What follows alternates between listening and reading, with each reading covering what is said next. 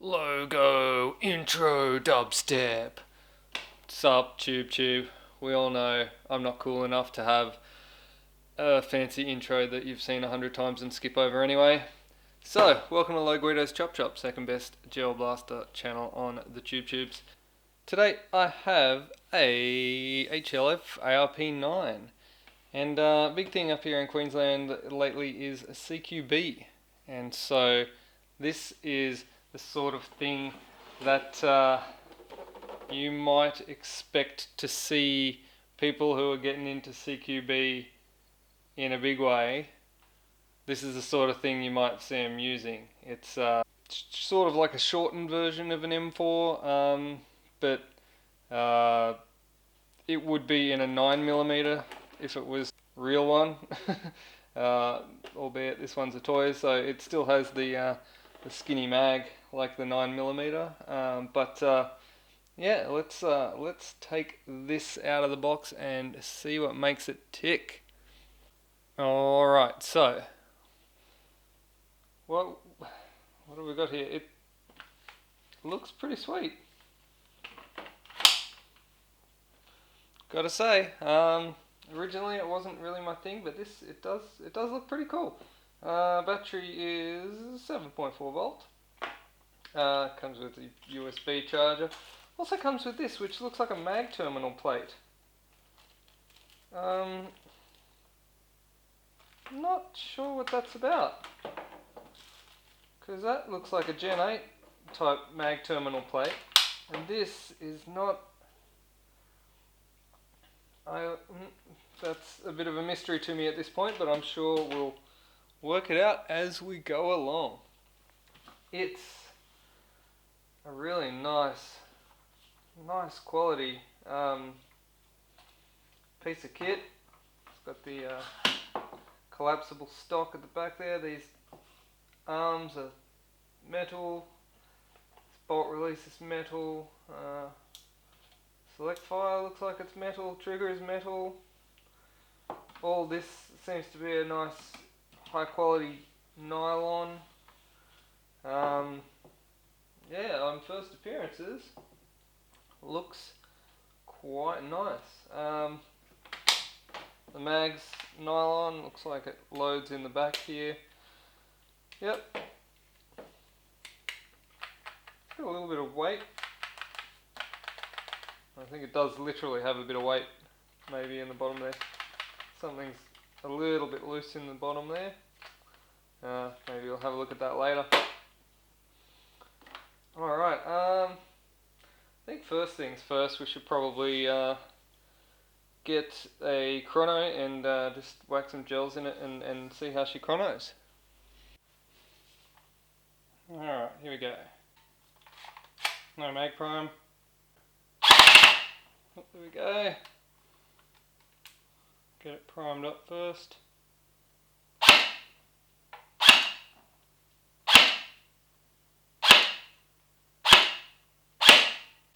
Did get a 200 there.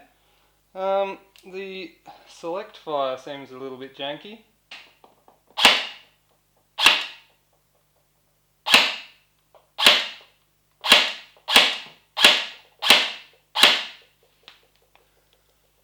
Not very good on the FPS side of things. These are just standard everyday milkies that I've had kicking around, so nothing special. Alright, well, let's have a look inside, shall we? So she doesn't appear to be a powerhouse out of the box, but definitely a nice feel to it. You can see all these little details, like the forward assist button is metal and these rails are metal. This ejection port is metal, and it's got the fake bolt there. The charging handle is nylon, it feels like. Yeah, it does. Yeah, nylon. So I mean, it looks like metal trigger as well. So it definitely feels like a nice solid little unit. Might just need a little bit of a tweak inside to get her going properly. And on that note, let's pull her apart. One thing I noticed when testing it is the little battery compartment. Hides down here in the stock. Press this button down. That door comes off, and then your little battery hides down in there. Now this does come with a tiny little battery. It's like one of those tiny little 7-volt batteries, so I dare say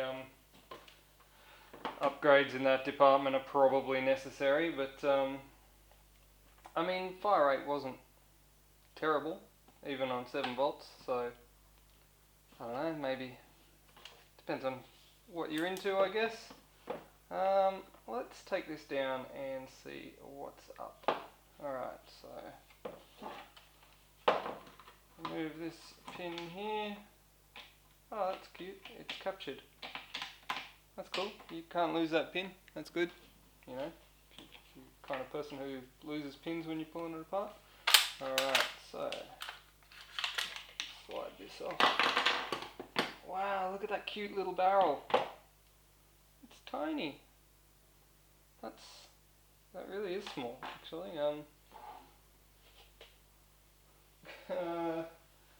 Dare I measure it? Where is my measuring stick? Alright. So the barrel looks like it's about 14 centimeters long from the T to the tip. T is an interesting little piece. It looks very similar to a war interest T, but I think longer here.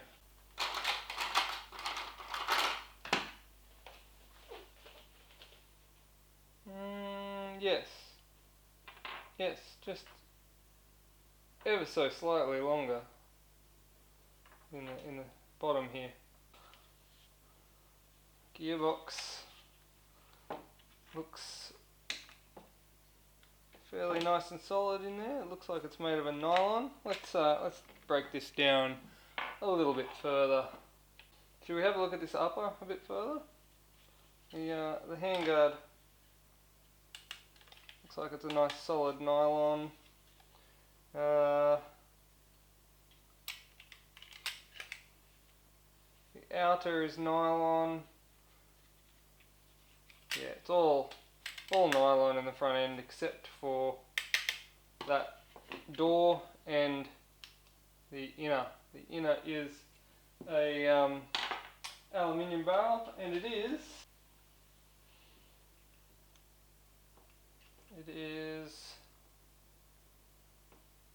7.2 inner diameter. Not too shabby. Nice little tight bore, standard. Not too shabby at all. Alright, so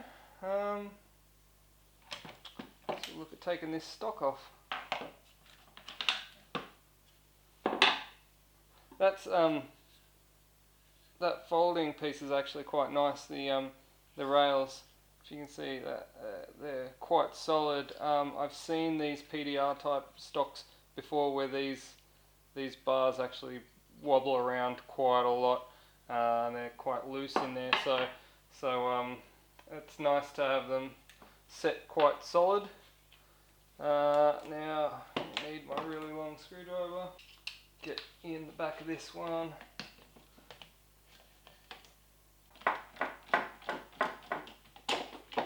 Alright.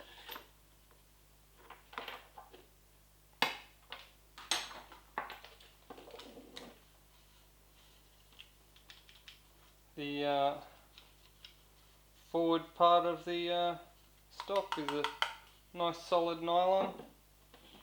Looks like we've got the silver wiring.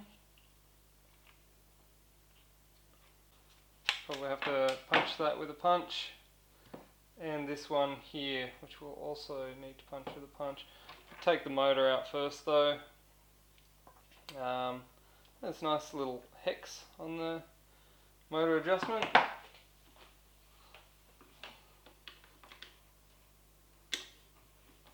It looks like a number 1 Phillips on the motor plate.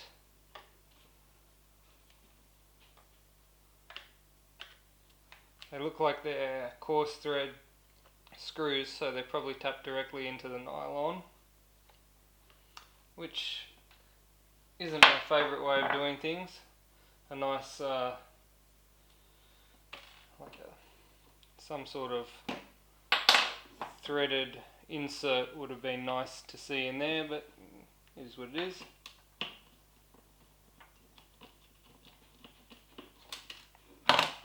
Alright, well, metal pinion gear. I'm assuming all metal gears inside, for that matter, yeah, so it looks like pinion gear has got a good amount of Loctite on that pinion gear. I don't know what kind of motor that is. It's a 480 long, I guess, but let me measure. Yeah, so it's 480 long. Pop that aside and take this grip off. 4 number 2 Phillips head screws. Something interesting that I've noticed is that the trigger guard is captured by a roll pin. So if you knock that roll pin out, you can replace this trigger guard.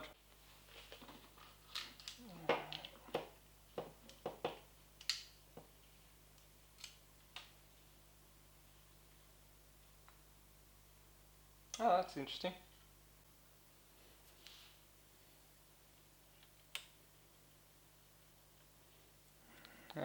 You can see there's the holes in here are actually slotted, so that you can do, I guess, V2 or J9 gearbox, which is handy.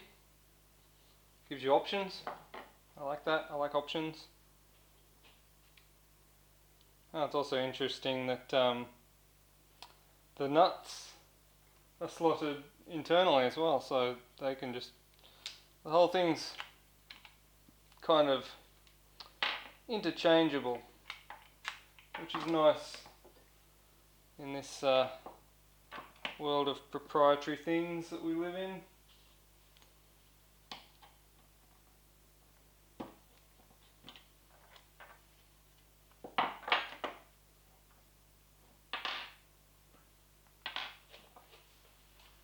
And this pin here.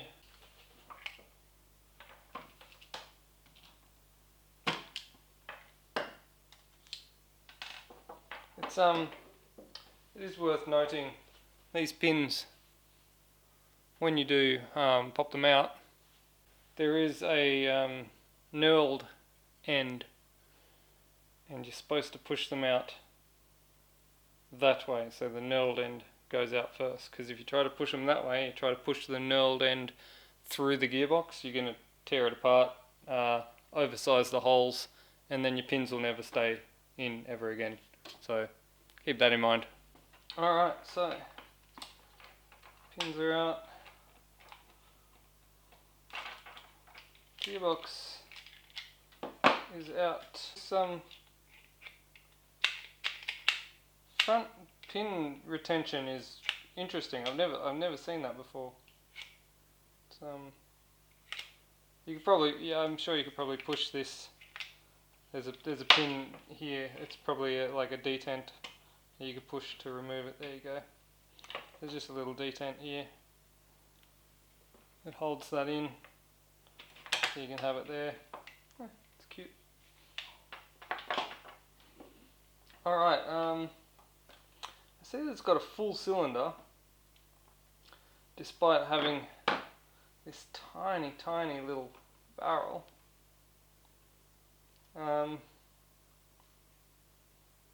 That's interesting. I also find, oh right, I see, right, no. So, it came with another set of terminal blocks, which is this one, which look like they go there, like that, which looks like there's these 2 T-slots there and T-slots there. So I think it's just for this gearbox, if you want to put it into another receiver that takes Gen 8 mags, That looks like Gen 8 mag spacing to me. Yes, it definitely is Gen 8 mag spacing. So yeah, I guess that's options. This gearbox has obviously been designed with a few things in mind, so you can change it to suit what you want. Ooh, that nozzle is interesting. That's an interesting nozzle. That looks like a Gen 8 size nozzle on a V2 size T-piece. So that T-piece, if that's the case, the T-piece is definitely not a war interest type, even though it looks like it from the outside. Internally, get this. Look at that. That's a Gen 8 size and that's a V2 size. See the difference? Massive. Yeah. Righto. I like this design. It's sort of like a bit of a cross between Gen 8 and V2. Seems like they've got some good bits of the Gen 8 with some good bits of the V2, I guess. I just wish they'd put a little bit of love into the mag terminal wiring. It always seems like they just chuck it on with no sort of real thought for... let me fix this.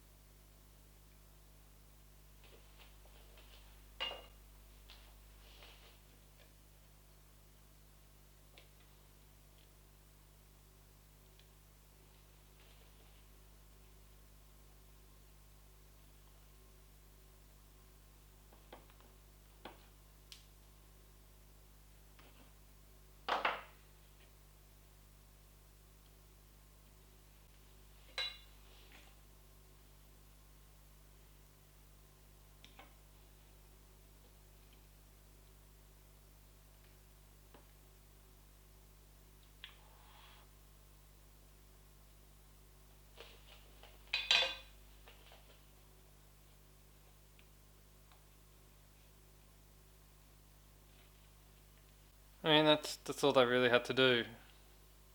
Just cut them to length. It's not hard. Alright. On with this.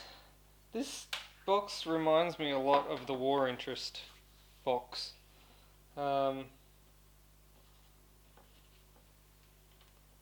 seem to be any markings on there as to what brand it actually is, but it's screaming War Interest to me, even though it's actually, I don't know, slightly different. It's not the same as the War Interest. It's giving me War Interest vibes. It's just the vibe of it. It's just the vibe of it.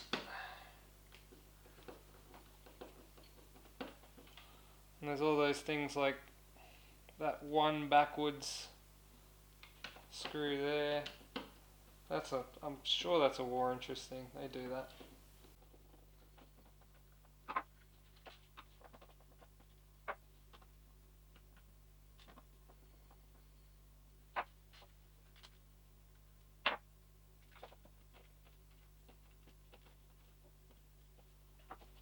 Where's the final one?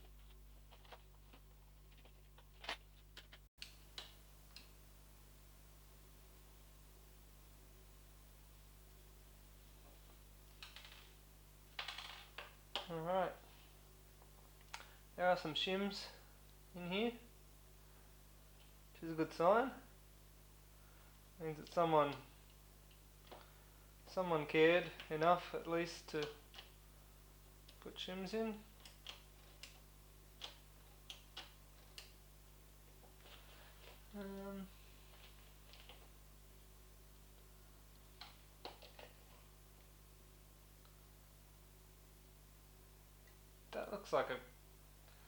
looks like a war interest plunger too. This whole box is kind of screaming war interest to me.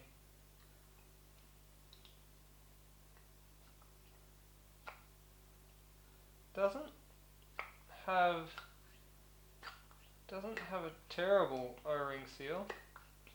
It's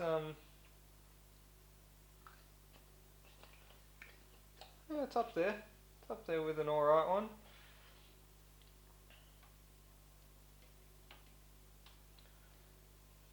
Yeah. Just these gears,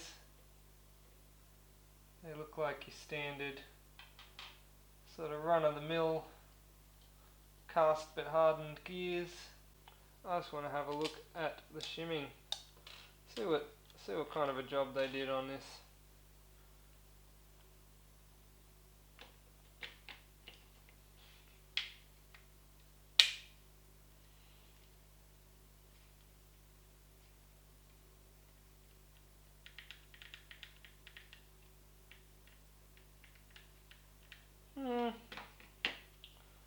Not terrible. Probably could have done with another shim on the bevel gear there. Yeah, she's alright. She's alright, not too bad. I'll tell you what's sort of piquing my interest right now is this 100% cylinder with the tiny barrel. I'm going to change things up a bit on this. I'm definitely not putting that 100% cylinder back in. I'm going to change it for a I don't know, like an 80 or something. Probably that one. I think that's just a stock vector cylinder. I'll go with that. From memory, this cylinder is ported for like an 18 centimeter barrel, so it's even like the barrel's still too short. But I think it's going to be better than the full cylinder, and I'll probably might even lengthen this barrel just a smidge to maybe fit a hop up or something onto it anyway. So I think this is going to work out for me, and it's free because I've got it here, so that's always a winner too. Okay, so I've put the ported cylinder in here. I've put another shim here. Don't want to go too wild on this. I mean, it's a CQB blaster, obviously, so I don't want it to be ridiculously powerful, but I want it to be. I think it was just below 200s. I think it was like 180 to 180 to 190, maybe even squeezing a 200 every now and then. I just want to bring it up maybe into the 250s or something, or somewhere, yeah, somewhere that's useful for CQB, obviously. That's what it's designed for, so that's what we're looking at. I'm going to whack this back together. I'm not going to film the process of putting it back together because it's exactly the same, just backwards. Probably the most fun part that everyone wants to sort of know about is this anti-reverse catch there. You just pop that in there like that, and then you put your bevel gear in, and then it just sits there like that. Not too difficult once you've done it a few hundred times. I'm going to pop this one back together, make sure I don't lose any of my shims, and I'll see you once I've got this reassembled. Alright, so I got the box back together there. This is the standard spring. I'm going to whack a slightly upgraded spring in there. I measured this one. It's on my scale. It's like a 11.5 centimeter. Throw it across the room because that's what I think of it. And I'm going to chuck this one in, which is just a touch more. I think it was 12 or 13 on my scale, so I think it's about an M85, M90, if you want to use those scales. I'm around about there.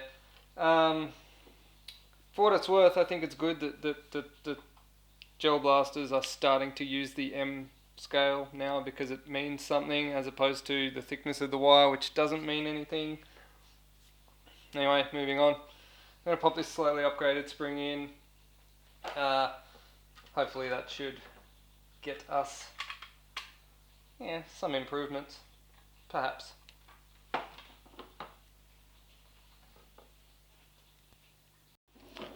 Now, while we're pulling stuff apart, I want to actually have a closer look at this mag. I see that there's a pin here, so I'm going to knock that pin out. See what's in there.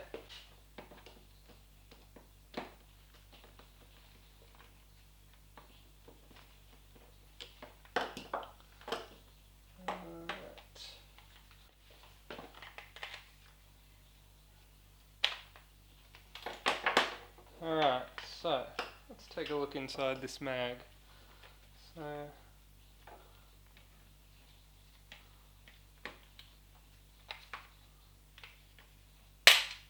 slide that off. Oh, look at that. The spring's open.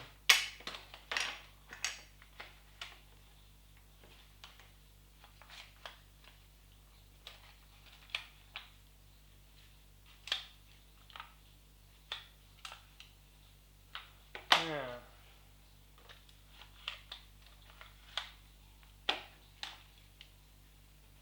Does this door have to be released? Probably. I'll probably have to take this door off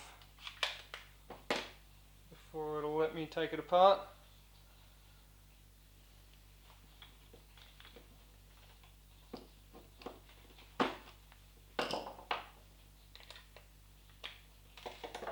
Two pins, short pin and a long pin. Short pin for the door, long pin for the bottom. Alright, there we go.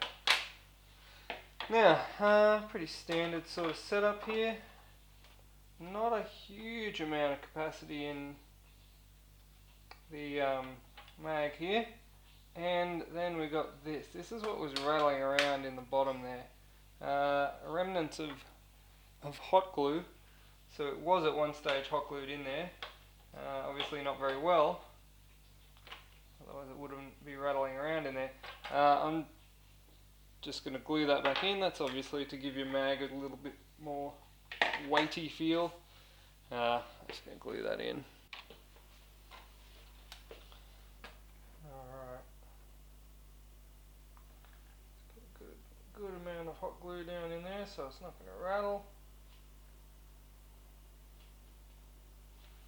What is the correct amount of hot glue? All the hot glue. The bigger the blob, the better the job. It's the same rule for everything. Alright, I'll just wait for that to dry and then I'll pop this mag back together. Alright, so when you're assembling this mag, you do need to slide the base plate on first and then slide the inside down, because when you slide that off, it pops the top up, just like magic. And then put in your mag door as well. Remember there was two sizes of pins. There was a short one for the mag door, and there was a longer one for the base plate. And I just use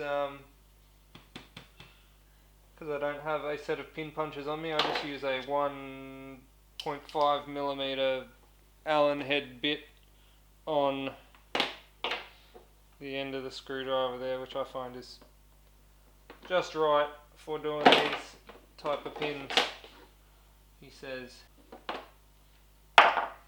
as he flicks the mag over the table.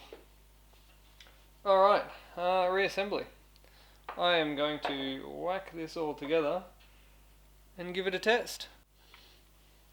Okay, so I'm popping this thing back together and I just thought I'd give it a test.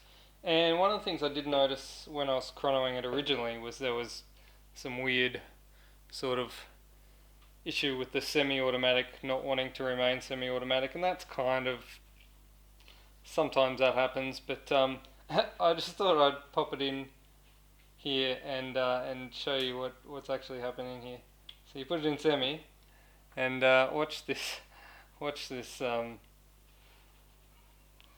fire select switch there. Watch what happens.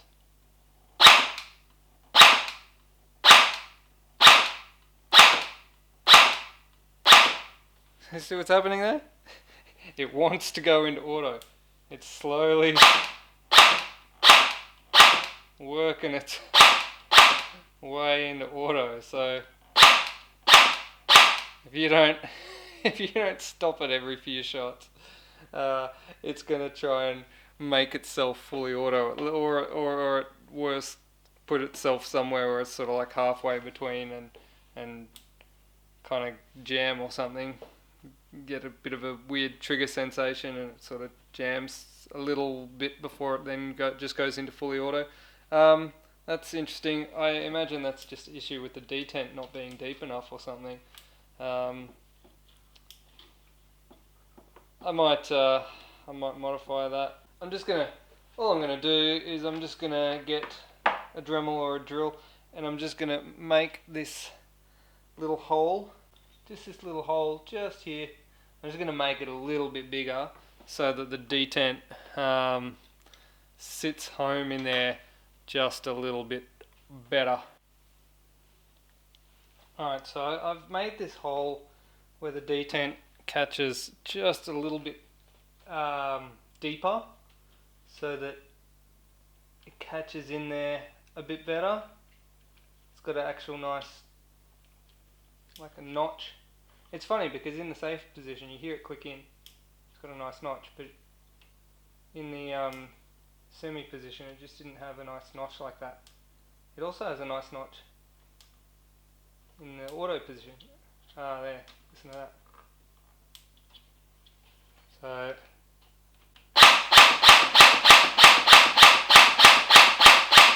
it's nowhere near as bad as it was, but it does still want to walk a little bit. Yeah, it's not as bad as it was. I could probably improve it with a little bit of playing around with that actual that hole. It's interesting. I've never actually seen that occur before, but it's not a deal breaker. It's just interesting. It's just something I thought I'd point out. All right, let's see how she goes.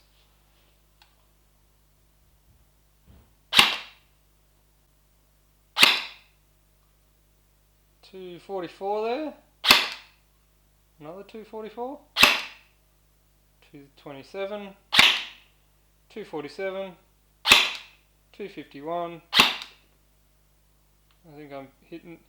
I don't know if you've noticed, but for the benefit of you guys, I've actually made a little box that my Chrono shoots into, so that it doesn't drop gel fragments all over my desk, and so I don't have to move the camera around and shoot somewhere else when I'm chronoing, so I can chrono right here in front of the camera.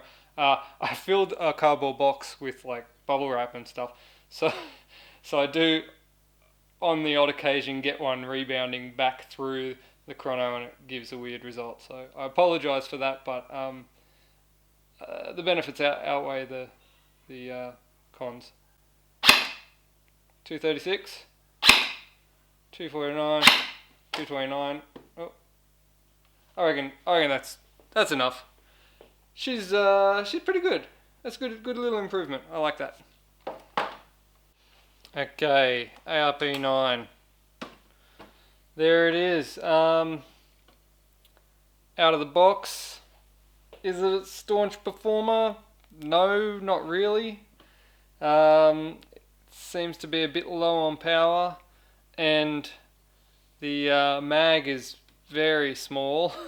Even though it's quite long, it's like kind of half of that's the feed tube, and it's not a lot of space in there. So yeah, mag is a bit short, so if you were planning on using this, you'd want to get extra mags, in competition that is, or in CQB. Easy little upgrades, and I'm sitting around the 250 mark, maybe a little bit under 240, 250, thereabouts. That's using regular old crappy milkies that have been sitting around my workshop for months. So that's pretty good. I mean, it is CQB, so you don't want anything too powerful. You don't want to be coming around the corner and then point blanking someone in the face with 300 FPS. That's not going to be fun for anyone. But yeah, I mean, it's a solid little build. Like the quality of the externals is beautiful. The gearbox, I'm going to say it's a War Interest V2. I'm going to say it's or at least close enough there to be considered a War Interest V2 in my opinion. It is a solid little performer, and for CQB, it's got what you need. Pretty simple, nice, quality build.